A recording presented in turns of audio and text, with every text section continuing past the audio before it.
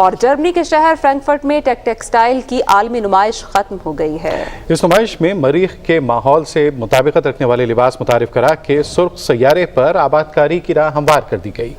تفصیل جرمنی سے ہمارے نمائندے شبیر احمد کھوکر سے۔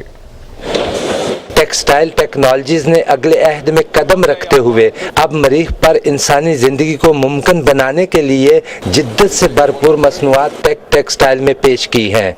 یورپی اسپیس ایجنسی نے جرمن ایرو اسپیس سینٹر کے تعاون سے لیونگ ان اسپیس کے عنوان سے خصوصی پاویلین قائم کیا، جس میں ایرو اسپیس انڈسٹری سے متعلق ٹیکسٹائل ٹیکنالوجی، ایپلیکیشن اور مصنوعات کی نمائش کی گئی۔ Prototypes like this one with a lot of colors, different materials, can have rubber-like material as well. نمائش میں مریخ پر انسانی زندگی کے تقاضوں کو پورا کرنے کے لیے جن 4 بنیادی شعبوں سے متعلق مصنوعات اور ٹیکنالوجی نمائش میں پیش کی گئیں، ان میں آرکیٹیکٹ، سویلائزیشن، ملبوسات اور موبیلٹی شامل ہیں۔ Currently we are working together with NASA. They are printing parts for their rovers, for their space shuttles, so little parts. We have other developments, for example, for roboters that are flying to Mars, where we are also printing the whole cage of the roboter.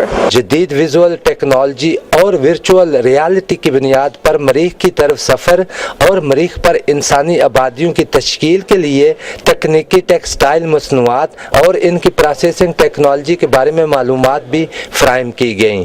مریخ پر پہنے جانے والے انسانی پہناووں کے اس اچھوتے تصور کو عملی شکل میں ڈالنے اور مریخ پر آبادکاری کو یقینی بنانے کے لیے مختلف یورپی کمپنیوں سمیت تحقیقی اداروں نے اسٹال لگا کر ٹیکسٹائل کی صنعت کے لیے ایک نئے انقلاب کا آغاز کر دیا ہے۔ شبیر احمد کھوکر، پاکستان ٹیلی ویژن نیوز، فرینکفرٹ، جرمنی۔